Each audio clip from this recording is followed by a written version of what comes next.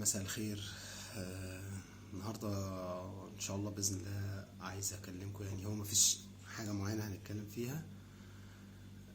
بس عايز أكلمكم النهاردة على ماتش تشيلسي امبارح ونوتنجهام فورست، وماتش أرسنال النهاردة ومانشستر يونايتد. خلينا نبتدي بتشيلسي عشان خاطر بس نديله ايه الأول حقه، عشان ما اتكلمتش على تشيلسي امبارح في الفيديو بتاع امبارح. مبدئيا كده الاول بس يا ريت ننزل نحط لايك ونفعل الجرس ونعمل سبسكرايب عشان نقدر نستمر في نزول الفيديوهات، ونقدر القناة تفضل مستمرة وشغالة. فيا ريت تدعمكم معايا باللايكات وبالسبسكرايب. طيب هنتكلم عن تشيلسي ونوتنجهام امبارح. الماتش ده كان ماتش حلو، بس يعني ايه ما خدش حقه. نوتنجهام فورست اتقدم الاول، وبعدين تشيلسي اتعادل، ورجع اتقدم نوتنجهام فورست. يعني كان الماتش ماشي بالطريقه دي لحد ما تشيلسي فاز 3-2 في الاخر وكسب الماتش في الدقيقه تقريبا 85 حاجه زي كده. يعني تشيلسي جه في الاخر وفاق. هو فريق فيه لعيبه كويسه جدا، كانوا طبعا بادين الموسم لحد ما فيش من 3-4 مطوشة او 5 مطوشة كانوا وحشين جدا جدا جدا. لكن جم يعني فاقوا في اخر كام ماتش كده، وابتدوا يلعبوا كورة كويسة وابتدوا يفوزوا، وده ابتدى يدخلهم في المراكز المؤهلة للبطولات الأوروبية. يعني هم مثلا في المركز السادس تقريبا، فيعني داخلين كده ممكن يخشوا في بطولة الدوري الأوروبي أو المؤتمر الأوروبي. فالفريق مع بوتشيتينيو اتحسن. كان بادي الدوري وحش جدا، اتحسن جدا في اخر كام ماتش، وطريقة لعبهم بقت احسن. وفي نفس الوقت كمان اللعيبة بتاعتهم اللي كانت اصابات رجعت زي جيمس، يعني جيمس ده مثلا على سبيل المثال امبارح نزل، اول ما نزل بعدها ب3-4 دقايق صنع جون على طول. هم امبارح يعني بصراحة لعبوا ماتش حلو، ومن قبل كده هم لعبوا كذا ماتش ورا بعض حلو يعني. فالفريق بصراحة كان يستحق ان نقول الكلمتين دول عليه. وغالبا كده يعني هو هينهي في مركز مؤهل بعد اللي حصل النهارده ما بين ارسنال ومانشستر يونايتد. نتكلم بقى على ماتش النهارده ما بين ارسنال ومانشستر يونايتد. مانشستر يونايتد كانوا بيلعبوا في الاولد ترافورد. الارسنال فاز 1-0. ابتدى مانشستر يونايتد الماتش، يعني كان عنده فرصة ان هو في الدقيقة الرابعة تقريبا يجيب جون. هويلاند ما جابهاش. كان الارسنال نازل برضو ضاغط. الارسنال بصراحة عايزين نتكلم عليه، فريق محترم جدا جدا جدا ويستحق ياخد البطولة. يعني سواء هو اللي خد البطولة او السيتي خد البطولة مفيش اي مشكلة، الاتنين فرقتين جامدين، بس بصراحة ارسنال يستحق ياخد البطولة. فريق عنده لعيبة شباب محترمة، ارتيتا مدرب كويس جدا، في نفس الوقت بينزلوا يهاجموا ويضغطوا. عارفين بيضغطوا ازاي؟ يعني هما بينزلوا يضغطوا صح، بيضغطوا عشان يستخلصوا الكورة وعشان خاطر يجيبوها جون. ضغط يعني ضغط فعال لقدام، لكن مثلا مش بيرجعوا الكرة ورا ويفضلوا ينقلوا كتير ويضيعوا وقت في التنقيل. لا، ده هم بينقلوا الكرة لقدام على طول. لما بيضغطوا يضغطوا على قدام على طول، عايزين يجيبوا جول. عكس مثلا فريق زي فريق ليفربول بيقدم كرة حلوة بس وبيضغط، بيقعد ينقل الكرة كتير جدا جدا، لدرجة ان انت تحس ان هم بيضيعوا وقت، يفضلوا يرجعوا الكرة لورا. ما عندهمش لعيب بيطلع الكرة اللي قدام في خط النص يعرف يسحب الفريق لقدام. على طول تضييع الكرة، فان دايك، كوناتيه، ويرجعوا تاني ورا عبال ما يباصوا لقدام ومحمد صلاح وحد يطلع بالكرة، فبتاخد وقت. لكن ارسنال لا، ارسنال فريق فعال جدا جدا جدا جدا. كورة بيلعبوها لقدام، ضغط لقدام، كل حاجة على طول قدام. ما عندهمش حتة اللعيبة ان هم انانيين، يعني مش كل واحد عايز يجيب جون. لا، مفيش الكلام ده. هم بيلعبوا للأقرب واللي فرصته احسن ان هو يجيب جون. برضو الكلام ده بيحصلش في ليفربول. ممكن احيانا تلاقي كل لعيب مثلا لويس دياز اناني عايز يجيب جون، نونيز اناني عايز يجيب جون، ما يلعبوش لصلاح، رغم ان صلاح بيضيع فرص برضو، بس هم عندهم سنة الأنانية، كل واحد عايز يظهر نفسه. لا في أرسنال لا، الفريق كله بيظهر، الفريق كله عايز يظهر، فريق محترم، فريق عارف هو عايز ايه، مش فارق مع مين يجيب جون ولا مين ما يجيبش جون، بيلعبوا كلهم لبعض. عندهم ساكا بصراحة لعيب مقدم الموسم ده في منتهى الجمال، يعني لعيب بصراحة اتطور كتير ساكا.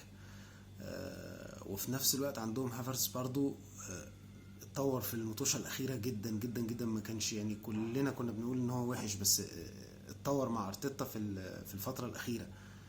فهم لا بصراحة فريق محترم، فريق يستحق ان هو يكسب النهاردة، يستحق حتى لو ما كانش النهاردة احسن المطوشة اللي قدمها، بس برضو يستحق ان هو يكسب. فريق بصراحة يستحق ياخد البطولة. فريق فيه لعيبة محترمة، فريق بيعرفوا ينقلوا الكرة صح، عندهم دفاع قوي جدا جدا جدا، جابرييل وساليبا الاتنين يعني مدافعين اقوياء جدا، الاتنين كثنائية مع بعض اقوياء جدا، صعب انك تدخل فيهم اجوان. في نفس الوقت برضو بيعرفوا الكور الثابتة يلعبوا عليها بطريقة كويسة قوي قوي قوي قوي قوي. فارسنال وارد ان هو ياخد الدوري، لان توتنهام عنده ماتش في نص الاسبوع. لو توتنهام ومانشستر سيتي، معلش، توتنهام ومانشستر سيتي عندهم ماتش في نص الاسبوع.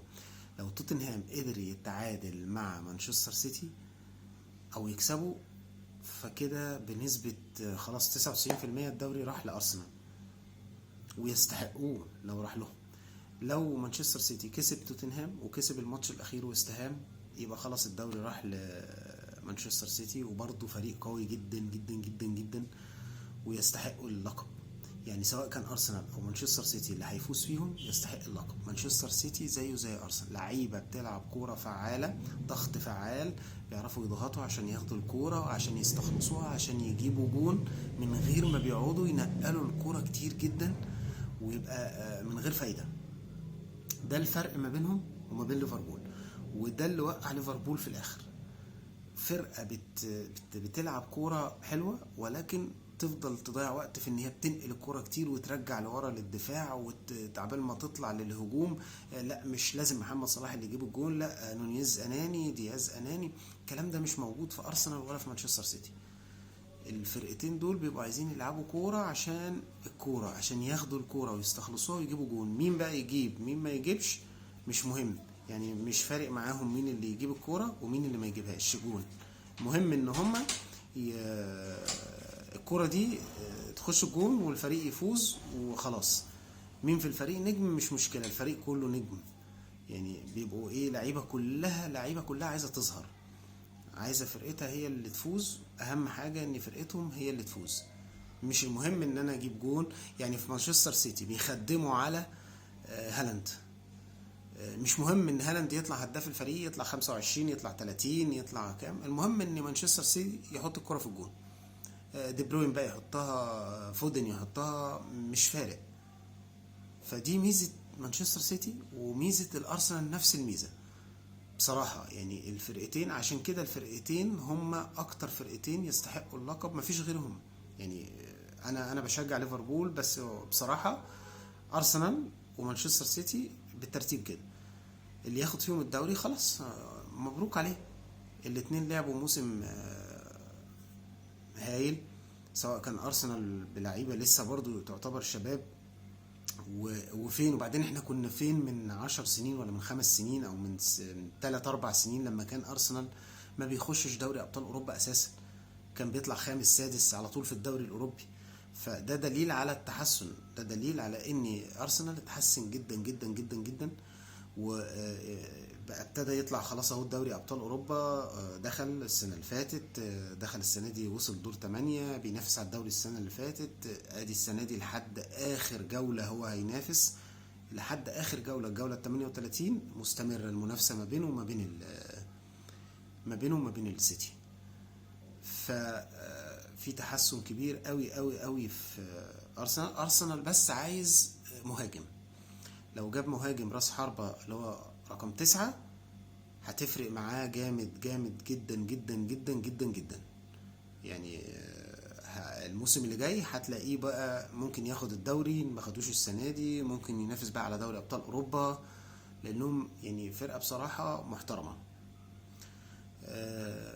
وان شاء الله برضو باذن الله يعني في فيديو بكرة ان شاء الله هينزل برضو بعد ماتش ليفربول واستون فيلا، لان ده ماتش برضو الساعة 10 بكرة، ماتش حلو، رغم ان الاتنين يعتبر ضامنين، ده ضامن التالت وده ضامن الرابع، بس هيبقى ماتش رخم. برضو استون فيلا عايز ياكد على المركز الرابع، وليفربول كده كده خلاص ضمن التالت، بس عايز بقى طبعا عشان كلوب اخر ماتشين ليه، الماتش استون فيلا وماتش اللي بعديه ويلفرهامبتون في الانفيلد، فهو عايز يكسب برضو الماتشين، فهيبقى ماتش برضو ايه قوي يعني. فان شاء الله ربنا يسهل وليفربول يقدر ايه يكسب بكره باذن الله. كمان شويه ان شاء الله باذن الله، كمان نص ساعه ساعه كده ماتش الزمالك ونهضة بركان في المغرب، ان شاء الله بنتمنى التوفيق للزمالك.